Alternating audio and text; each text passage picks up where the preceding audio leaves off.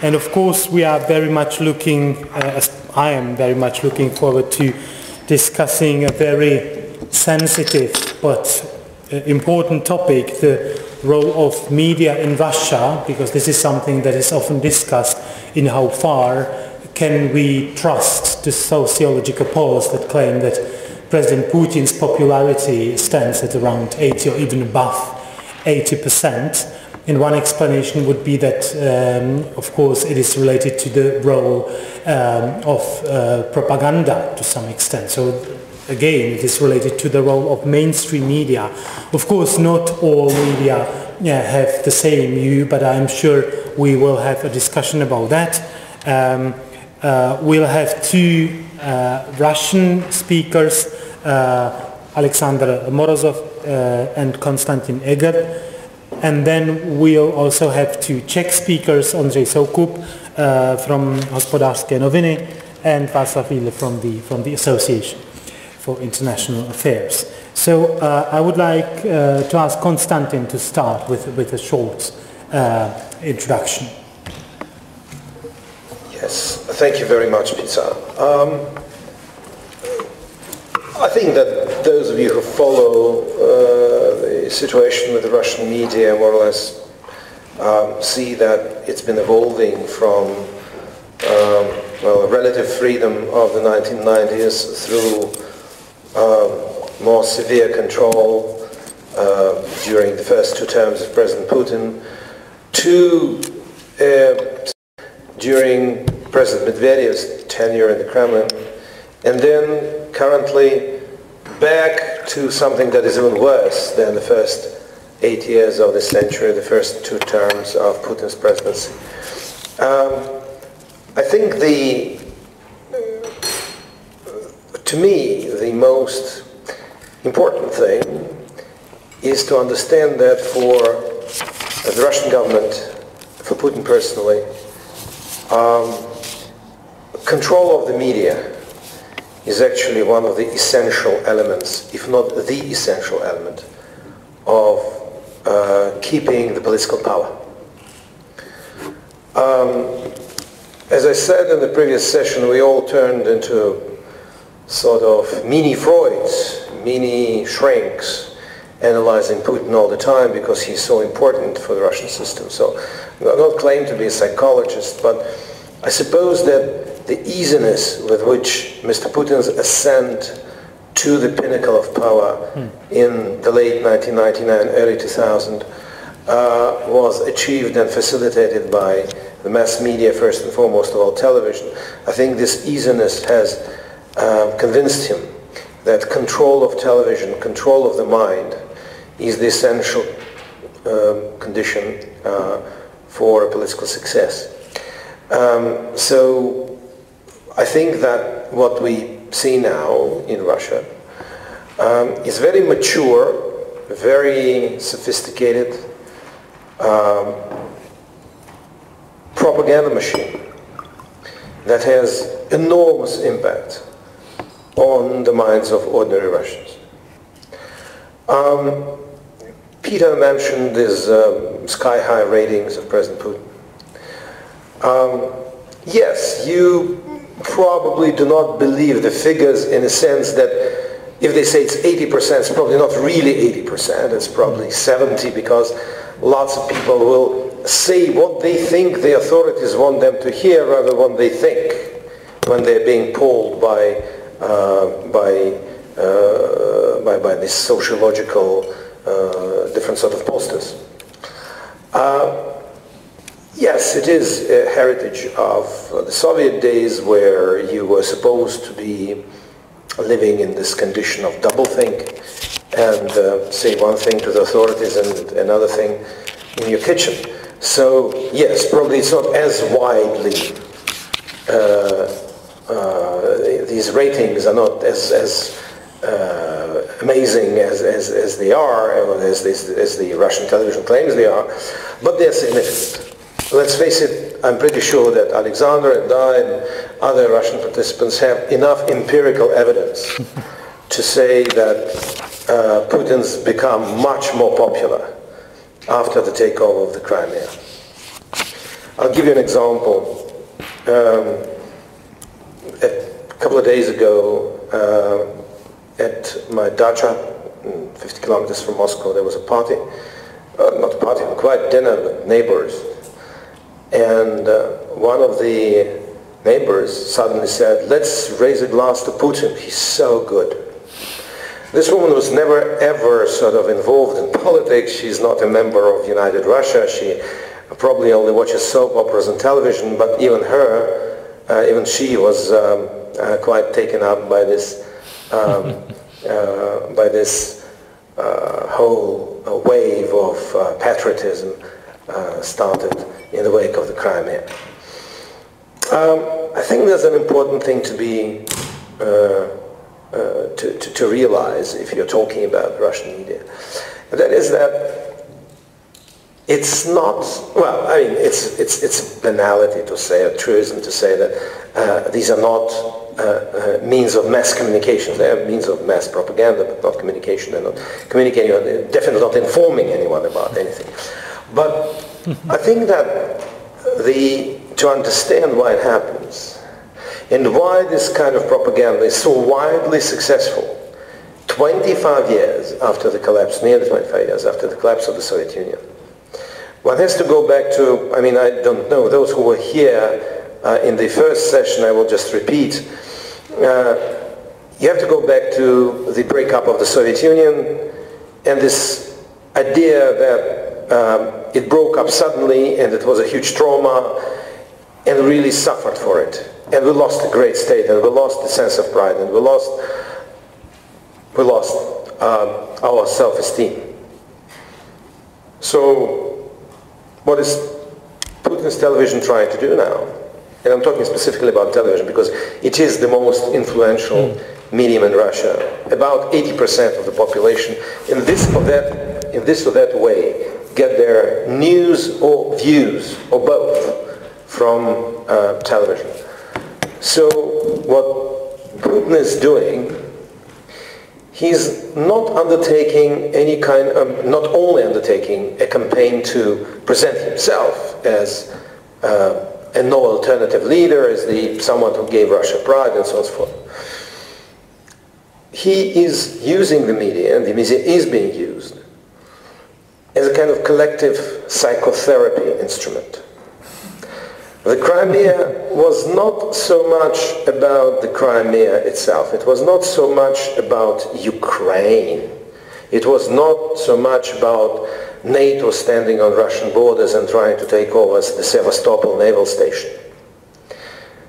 This whole amazing emotional explosion that we all witnessed has all to do with this kind of letting out of the national energy, of this ability to say, we stood up, we spit in the face of the Americans, the Ukrainians, the Czechs, the Europeans, the Zimbabweans, and whom not, and we feel good about it.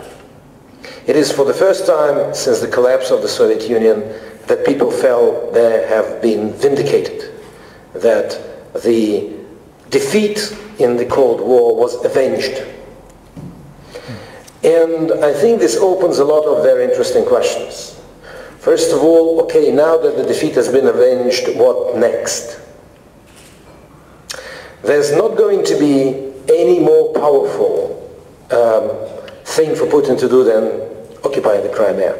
Simply nothing. Even if he sends tanks into Tbilisi, it will not have as huge an effect on the national psyche as the Crimea did, because the Crimea was always perceived as this ultimate symbol of injustice that happened to Russia. So it's our Kosovo, and we preserved it, if you wish. But after that, what comes next?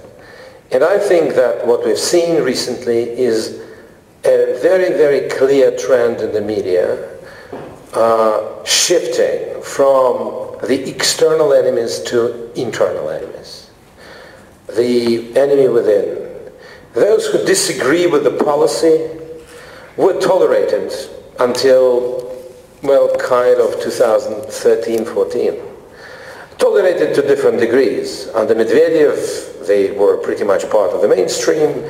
Under early Putin, they sometimes were, sometimes not. But now, anyone who disagrees with the orthodoxy, or anyone who disagrees with the main Kremlin line, is, as our president elegantly put it, a national traitor, fifth columnist, and so on and so forth. And the media is not being shy about naming names and shaming people and pointing fingers and outing people. So I suppose that the next step will be much more domestic than external. The hunt for the NGOs has already begun. Individuals are to follow. Now, you can ask, and I have to wrap up probably, you can ask, how was it possible that after all the opening of perestroika and then a quite relatively free media environment of the 1990s, Russia switched back into the old mode so easily? I think it is a function of several specific traits of Russian political culture and Russian development in the last 20 years. One is, I already mentioned, it's the trauma of the sudden collapse of the state, which is felt as being pretty painful. Losing an empire is a very painful and protracted business in general. Losing an empire that is right across your border is even a more protracted and painful business. Second thing, I think has a lot to do with the value system. After the collapse of the Soviet Union, the political class failed to show the Russian people some kind of way ahead. And after that, it was just a bit of time before cynicism and if you wish, and defensiveness set in. Russian society today is one of the most atomized and individualistic in the world. Compared to that, the United States of America are a kolkhoz. According to all sociological data, Russians do not believe anyone apart from immediate family and friends. They do not have a social network to support them. They do not engage, or very few of them rather, engage in volunteer activities. So it is a society of individuals who feel very powerless in the face of anonymous forces of globalization, of the state, of the KGB operators or FSB operators, of the local government and the local police chief. In these circumstances, the government uses the media to enshrine, to perpetuate this sense of weakness by actually promoting cynicism. Russians today do not believe that anyone is ever motivated by anything but greed or fear. And this is the kind of message that is being pumped out by the Russian state media and Russian television 24/7. It's being presented by President Putin. You've seen it many times, when someone stands up and says, well, what are you going to do about corruption in Russia? It says, oh, corruption. There is corruption everywhere. Look, there were 2 British MPs who were accused of taking bribes a year ago. There is corruption even in Sweden. So corruption is normal. It seems like a joke, but in fact it's a very subtle message. Whatever they tell you about democracy, transparency, accountability, it's all bunk. You don't care for that. It's all just a masquerade, all just a facade that the Europeans, because they are of course perfidious and hypocritical, but only care about money too, that are they presenting to look good. But in fact, what the West tells you about values, it's all ridiculous. Everyone is corrupt, everyone is following the money, everyone is following brute force. And this cynicism is something that will stay there much longer than President Putin will stay in the Kremlin. And the third and last thing which I want to say is that actually there is quite a lot of there are quite a lot of people who are losing jobs now in Russian journalism because they don't want to write lies or they don't want to control themselves. But generally, one thinks about censorship a la the Soviet Union. But most of these spectacular results are achieved not by censorship, they are achieved by self-censorship, which is even more corrupting. And as someone who practiced it myself, I can say it really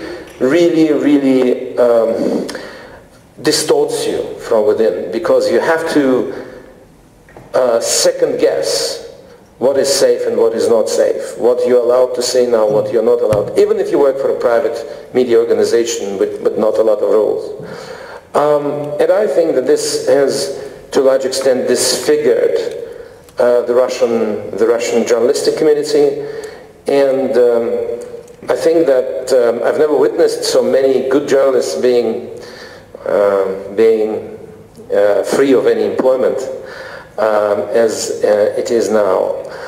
I think that for now we see especially the state media, only focused on the state media as the most powerful media in Russia. The state media is giving the Russian people what the Russian people think they want.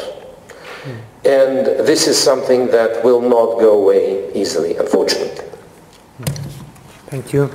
Thank you for the rather bleak picture, but very, very open and honest. I especially appreciated the discussion about the internal enemies, because I deal a lot with international relations theory, and there is a famous scholar who claims, David Campbell's name, who claims that if you want to have credible external, create a credible image of external enemies, you always have to also have internal enemies, because it's difficult for ordinary people to hate someone on the other end of the planet. You have to have someone who you can point to in the next street and say, and this is the ally of that faraway enemy. And I've always wondered about this kind of imbalance or disbalance in Russia, because there was so much stress on the external and not so much stress on the internal enemy. And finally, unfortunately, it seems that in the end the theoretician was right, that there is a kind of balance in Russia in the sense of stressing the role of the internal enemy as well, unfortunately, as I say. But we have other speakers here as well. Alexander, you are the second on my list.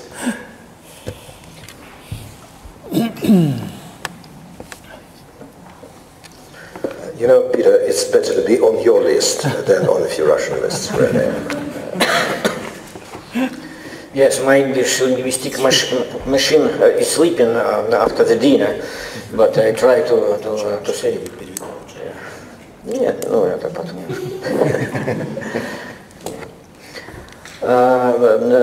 My colleague Konstantin Eggert gives a good description of the situation in Russia media sphere. Maybe the main news for us.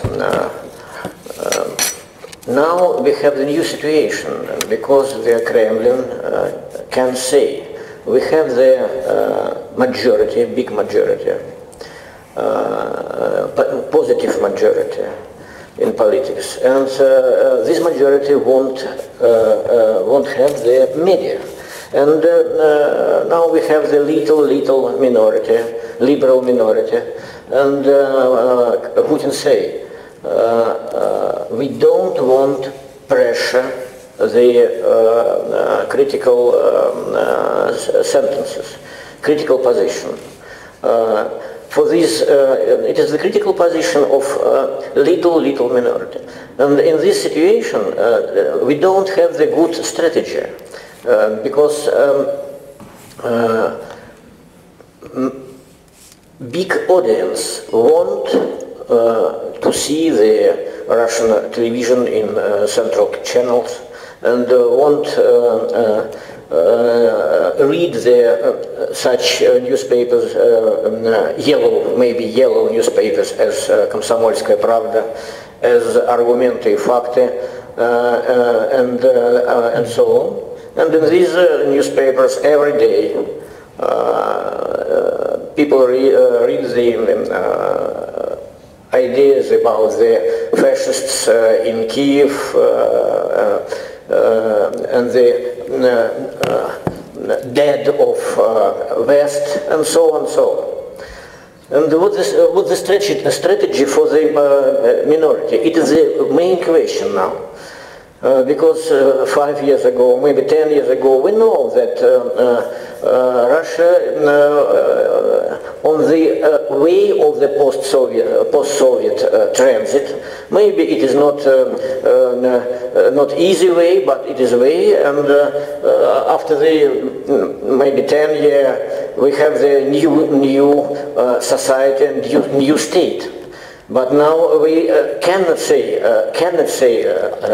this, and I think that we need the new stage, maybe a new stage, the journalistic education abroad Russia, for Russia journalists. Maybe we know. Maybe now we need the new strategy in the human rights policy. Because we see that journalists in Russia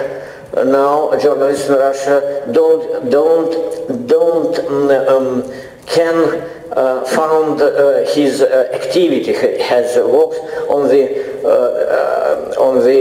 Helsinki spirit, because spirit of Helsinki is now it's not work. And I think that this new stage, maybe I read article about the situation between the First and Second World War, and write that the very important role was played the Russian universities abroad. In Prague, for example, yeah, and in Prague, in Belgrade, in Paris. It was very difficult, very important roles, and maybe on the new stage we see such experience. And I think that now we see the interesting situation, because you see that in Russia, Russia don't take part in the Third World War, but the informational war in media, as if Russia was now is a participant of the Third World War. It is a paradoxical situation. Very difficult to understand why such many journalists, many Russian specialists in media take part in this informational war against own population. It is very interesting. I don't believe that so much educated people must believe that Third World War and maybe new Cold War in now is begin. It is very strange. I think that we need the new view on the big new view on the contact between Russia and European Union in the media sphere. It is big problem, because all old channels communication now after the Crimea, after the Ukrainian crisis, not work further. Yeah, thank you. Okay. Thank you. With this, again, I think something we'll come back to in the discussion is the topic of whether the perception both sides, not only in Russia, is that we are at the start of a new Cold War or not. I think is an extremely interesting topic because this narrative frames our understanding of zero-sum game and the relations to Russia and so on. But before I pass the floor to the other two speakers, I would like to introduce them because unlike the first two, they didn't take part as active speakers in the morning panels. So Ondřej Soukup, as I said, is a journalist at Hospodářské noviny dealing with foreign policy. But also he worked for quite some time as the Moscow correspondent. So he's one of the few Czech journalists I have to say who really know what it is about when talking about Russia and Ukraine. So Ondřej, please share your views with us. Okay, thank you. Thank you very much for kind words. I decided to speak not about the current state of the media in Russia now, but I would like to mention one initiative. Probably most of you here in the room already heard about the initiative of creating some Russian-speaking TV station which should broadcast to Eastern Ukraine in order that people can get the right information, let's say, and probably it could be financed by Visegrad 4 and there's lots of politicians talking about it and so on, but to put it bluntly, I think this idea is fundamentally wrong and fundamentally right in the other sense. Why it's wrong? The wrong is motivation. It couldn't work, the people somewhere in Slavyansk or I don't know, in Lugansk, they wouldn't watch some TV channel, broadcasting from Prague or and Prague is, let's say, more or less, neutral, but you can choose a Warsaw, for example, and because their problem is not the lack of information, but probably it's overwhelming quantity of information from not just traditional mass media, but also from the social networks and so on. I think there are some technical problems as well. How this TV channel could broadcast. Like the majority, like 90% of the people in Ukraine are watching the TV through cable operators. That they got a satellite dish on the top of the multi-story house, and they get all that. So probably the authorities of the Donetsk People's Republic wouldn't like the idea of such a channel. So.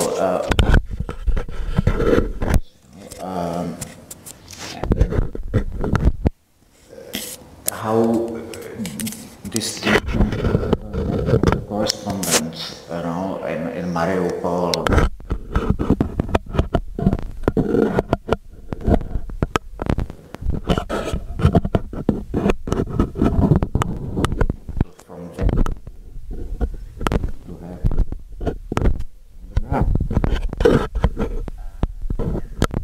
It's a question of credibility. People in Eastern Ukraine, they can choose out of, 20 channels from the Russia or all the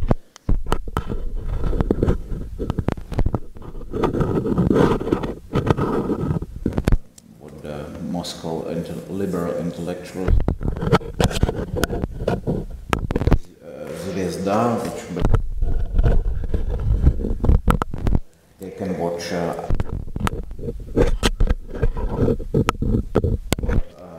with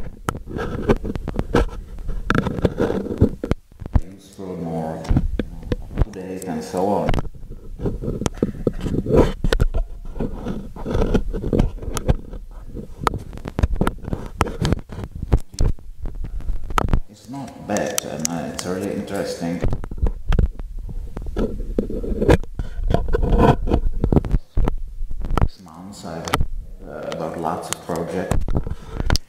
creating independent Russian TV outside of Russia, because the situation is, like Konstantin and Sasha already explained, that the situation in Russia is completely hostile for such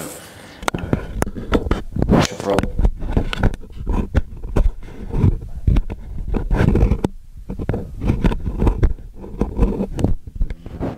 Already mentioned initiative of Visegrad.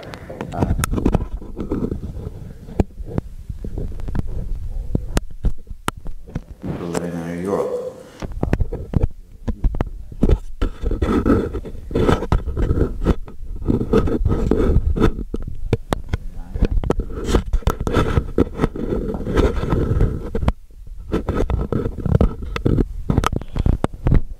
Czech Republic as well, you know, Italy. So there is an audience which can be interested.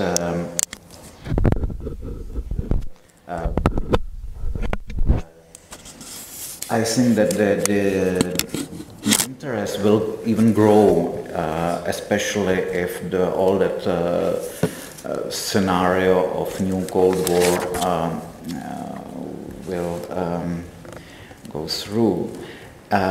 You've got journalists who are available to work for such a channel, because in last a year or more, lots of well-known liberal journalists were fired. They left country. They are trying to do something completely different also. So to find 50, 60, 100 really good journalists who are recognizable on the market, it's not a problem. But the main problem stands for the credibility, because who can pay for it? What I have been told that even Khodorkovsky was advised to finance such a station, or the other oligarchs living abroad, and so on. Last evening we spoke about it with Konstantin, and we agreed that the finance should be as diverse as possible, and such a channel could be, like commercially oriented. It doesn't mean that, that they will, earn millions of dollars or something like that. But the general attitude should be commercial, like that. Okay, we have an investment, and in let's say 5 years, we will be profitable, and in 15 years we will pay all the debt. Because otherwise it will end up like the Russian service of BBC, Radio Free Europe, Deutsche Welle, all that stations who are responsible, who doesn't have a motivation for earning the money, but to do what the donors are saying. So. Idea of some Russian-speaking TV channel or other, probably they will need to use internet, new technologies, and so on. It's quite interesting, and I think that even like states. Well, why not from the Visegrad, should support it. Okay, there are lots of problems, but in the situation where there will be some quite forceful propaganda from Russia, it can be a useful tool. Okay, thank you. Thank you. Thank you, Ondřej. In fact, this was one of my questions for all the speakers, but I think I will still pose it, asking our Russian colleagues afterwards what they think about the idea, and its not only viability in financial terms, but also about its target audience, whether it made sense to establish an outlet like that.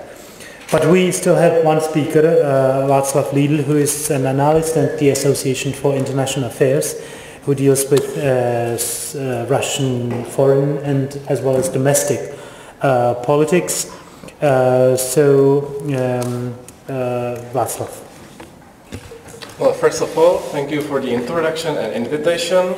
I would like to devote my speech to the topic of functioning of the state propaganda in Russia, as illustrated by the case of the so-called Ukrainian crisis. It is, in my view, crucial to address the question of information war or media war and the legitimization of power in non-democratic regime through the control of media. Firstly, the concept of information warfare is still at this point vague, but undoubtedly it is at least as important as the waging of the war on the ground. It is obviously different art of war. In an information war, the international news networks and major newspapers play the role of armies. Their weapons are represented by the media, and the front line of this war is actually the public sphere. The use of language, selected words, partial expressions, and even specific pictures serve as ammunition in this war. The aim, the goal of this information war is to sway the public discourse to your advantage and thus enable the control of population. In other words, state actors are endeavoring to monopolize in the course of the information war the narrative that is being delivered to the public.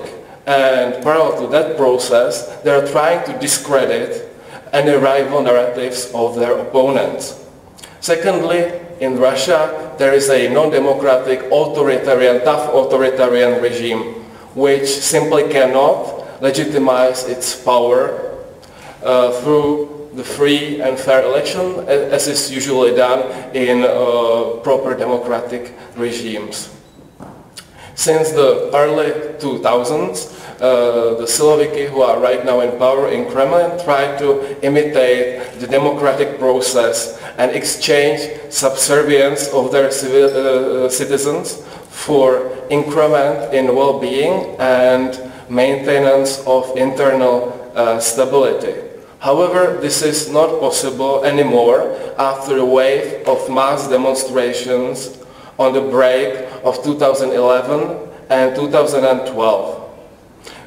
People or Russian experts like Fyodor Lukyanov and Dmitry Trenin allege that now Vladimir Putin's regime is trying to legitimize itself by foreign policy successes.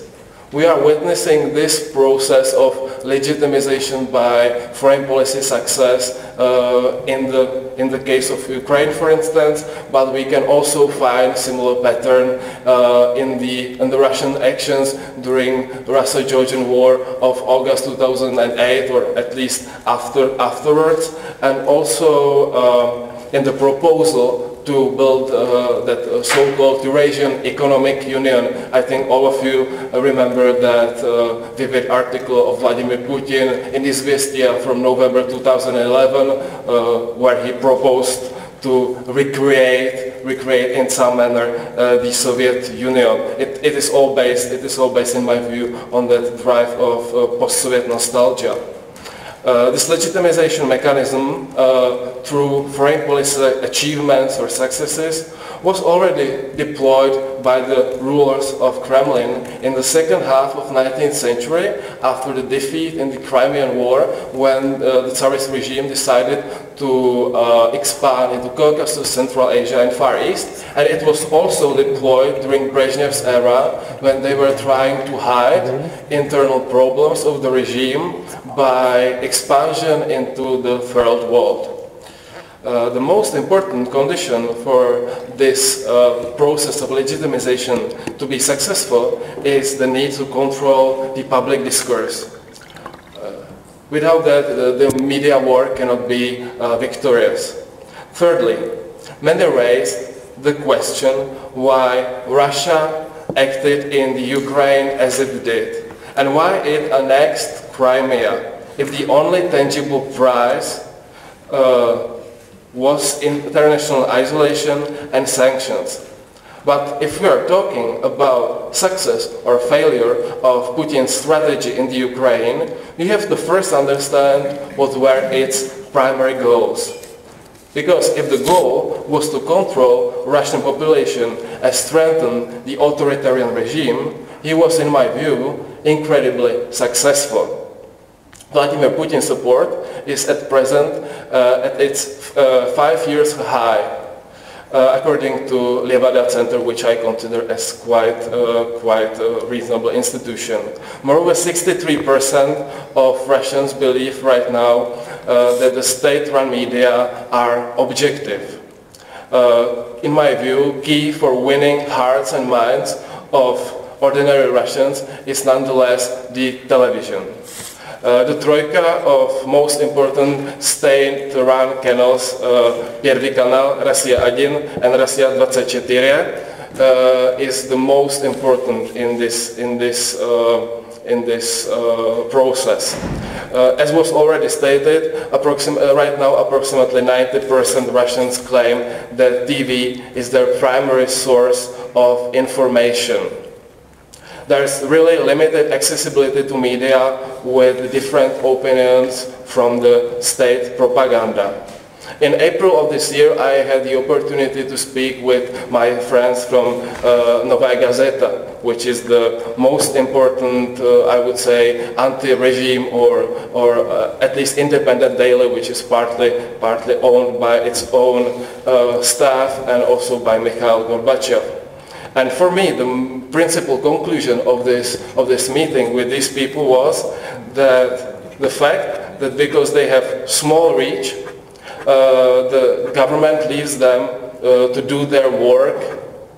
Otherwise, if their reach would increment, if they would have bigger impact, in their opinion, it is quite possible that Kremlin would find a way how to close them down or how to sway the redaction.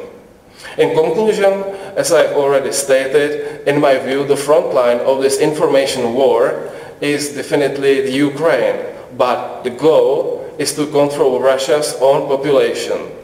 Russia's propaganda machine 24/7 claims that they're just trying to protect the Russian speakers in that area of so-called near abroad. Words and catchphrases such as bandits, banderovci, fascist, junta in Kiev, coup d'etat in Kiev, and others are heard almost on every street and corner in Russia. That is from my own I witnessed that. I personally considered that the three biggest successes of Russian propaganda up till now in the course of the Ukrainian crisis was the ability to utilize first Dmitry Yarosh's proposal to assist Doku Umarov and other North Caucasus Islamists or insurgents in their war against Russia and in their endeavor to carry out terrorist attacks against Russian civilians. Second, the unfortunate Ukrainian language law. And third, the fact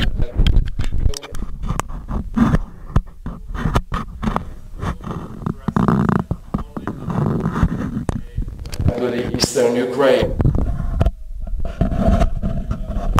In the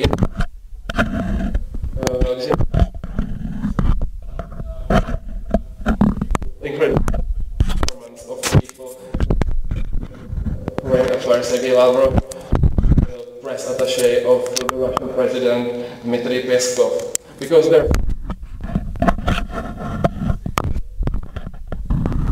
find solution to the Ukrainian president, and that the former opposition brought treacherous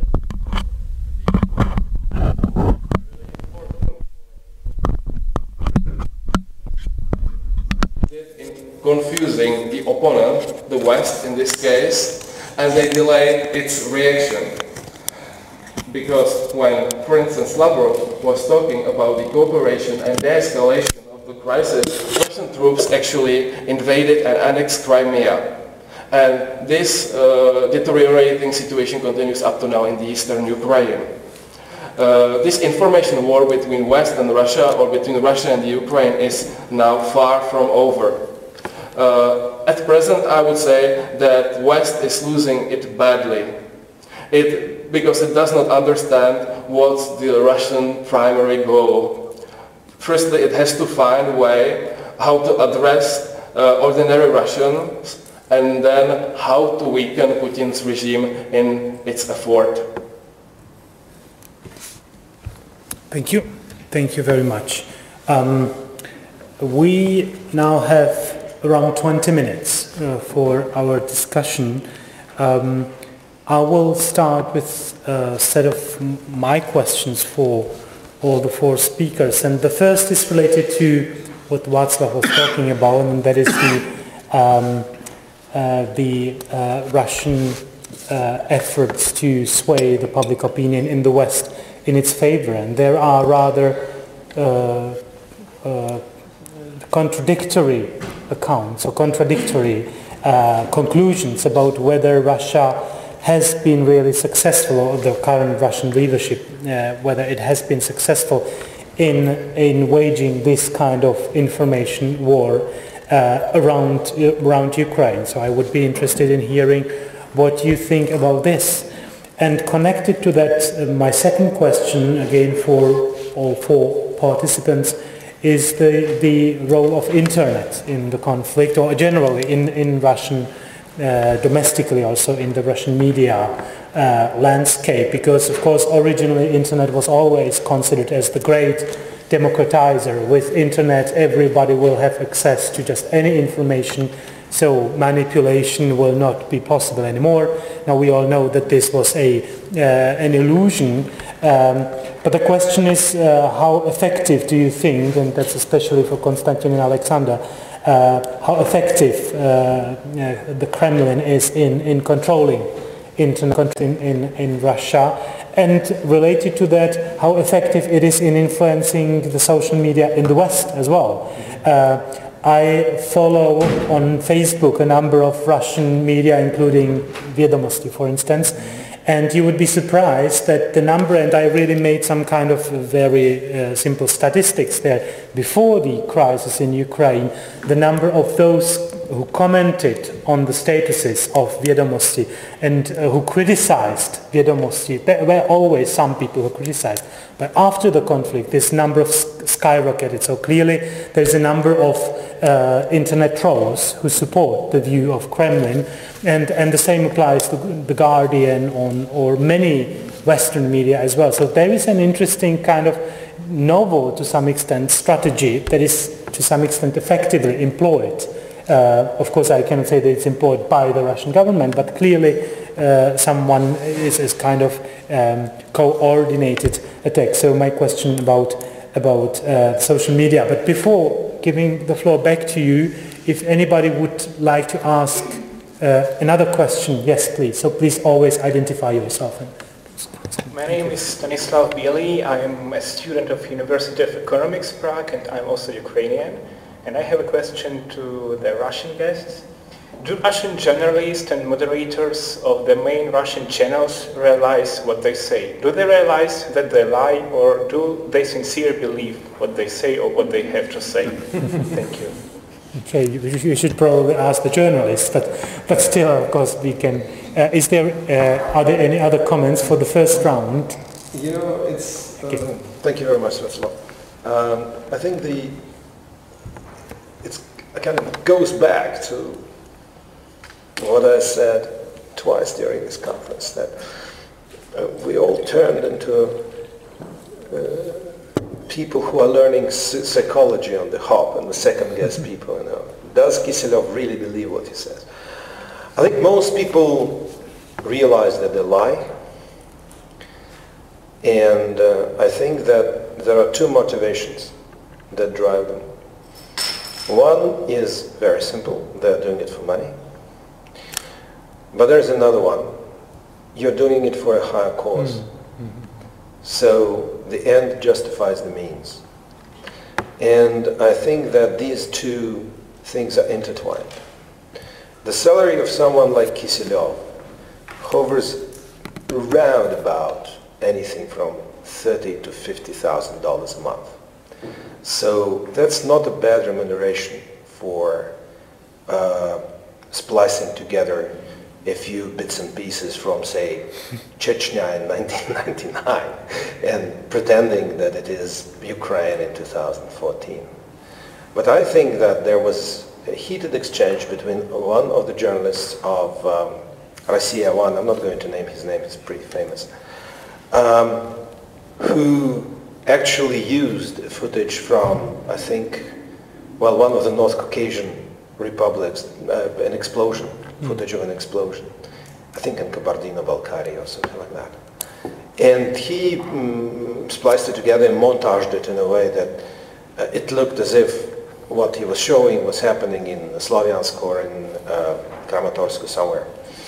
And when it was discovered, when people uncovered the real footage and said that essentially what you're doing, you're not even creatively interpreting news, you are plain lying. He said, yes, but we have to do it because it's for the great benefit of Russia and for great benefit of the poor Ukrainians who are being killed by the fascist junta in Kiev. And because of that, I actually kind of stand my ground. So there is a huge problem with moral standards, and I'm not pretending that I'm someone who judges people on that, but it is really, really tragic that we have a situation in which people either are so blind to reality that they think that lying is a good way of promoting their country's interest, or they are so cynical that they will take money, or as long as they are being paid, they will do whatever they're asked.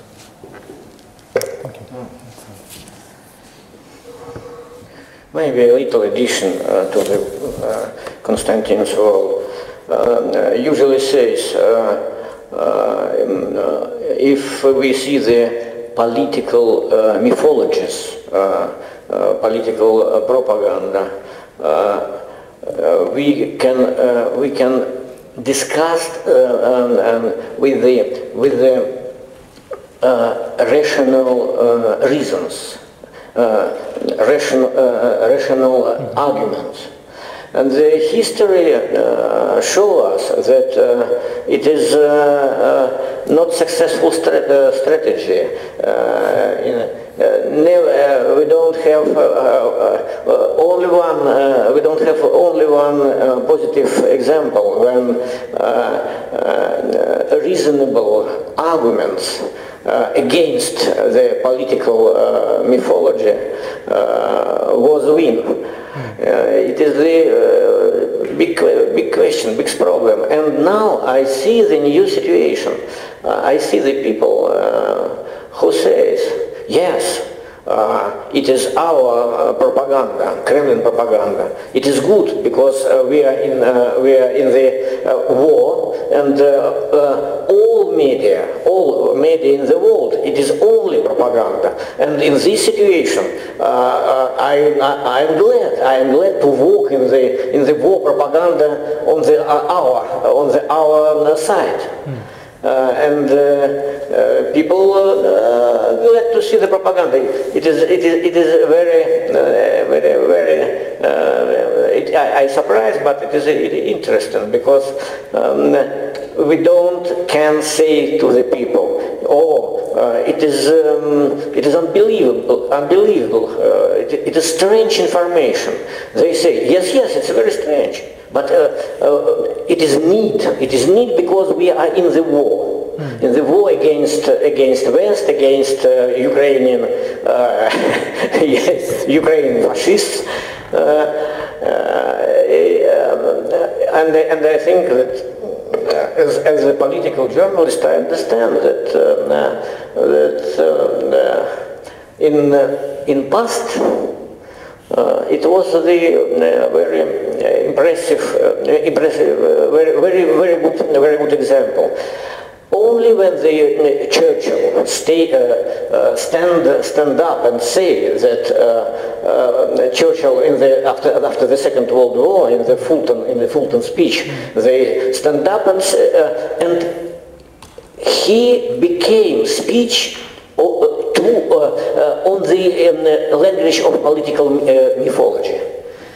He don't have the rational arguments against Stalinism and the new course of Stalinism after the Second World War. It not was the arguments in reason. It was the poetical answers. And only on these specifically liberal mythologies West have the power to resist the authoritarian or totalitarian regimes in past. Thank you. Thank you. Ondřej. Okay, I will go back to Petr's original two questions. The role of Russian propaganda, especially in the West, but also inside Russia, there is no big secret. There is a hackers organization called Anonymous International, something like that, and they basically hacked email account of one of the organizers. So it's nothing secret anymore. Organizer of what?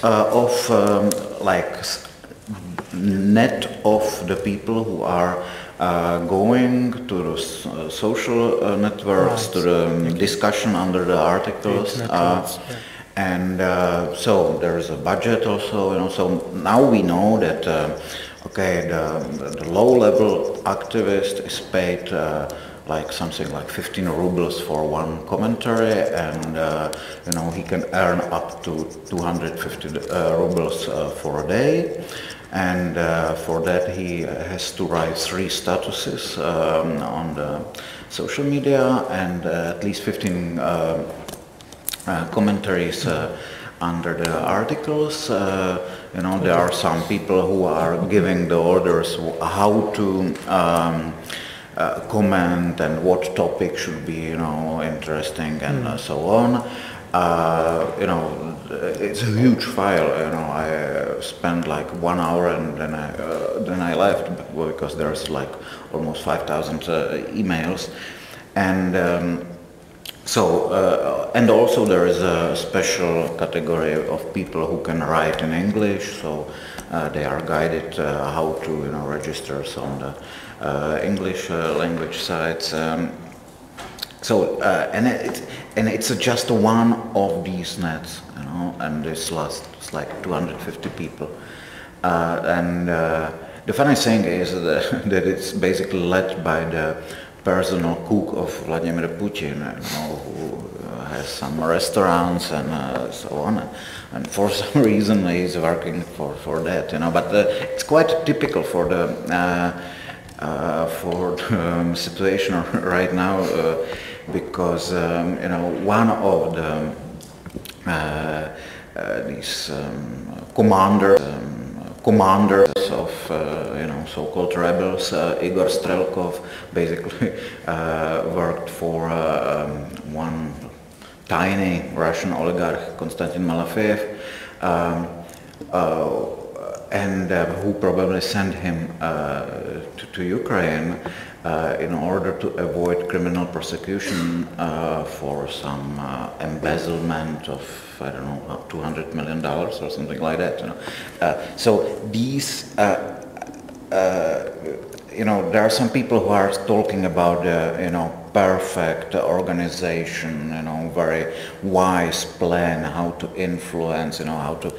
But basically what we see is quite a network of, some quite strange, obscure people, and their methods are also very easy. Basically, there's nothing complicated on it.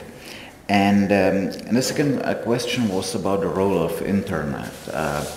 I finally realized it when I was in Crimea in a march during the referendum, when friends of mine from Yalta, I know them for 15 years, let's say, and they showed me completely different internet. It's same Facebook, same YouTube, but completely different videos, articles. Social media especially are very good for creating your own bubble of like-minded people, and I've read it on the internet, so the other person can read the same site and receive completely different information.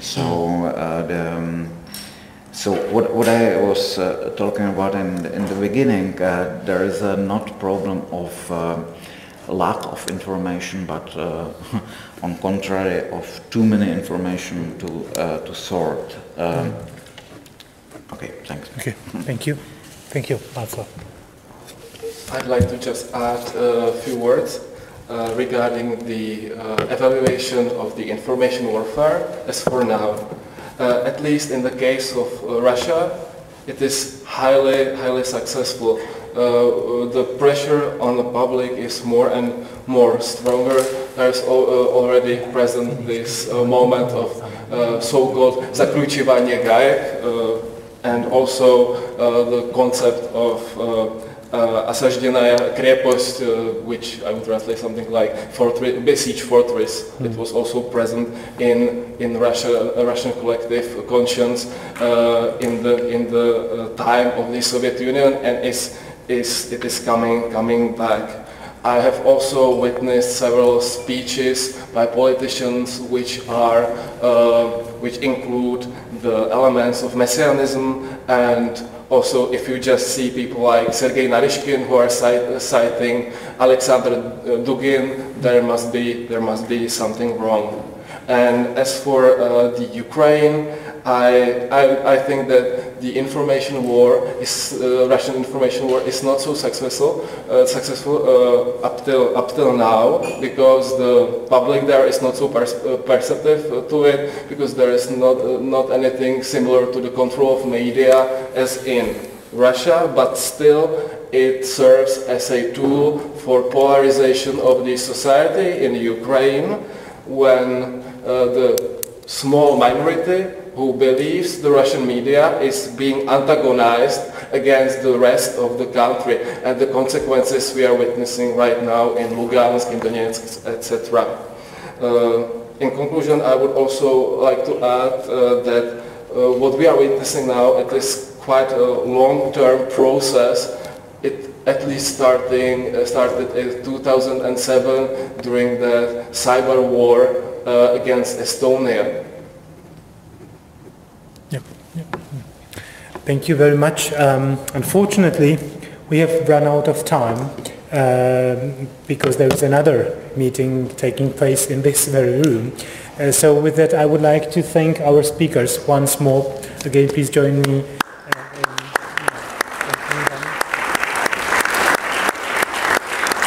Of course, for those who are interested in a follow-up after the conference, please visit our website. There will be a conference report. There will be some sections of the conference on YouTube for those who are interested when talking about the role of social media. So please follow us, and thank you for coming, and have a nice day. Thank you.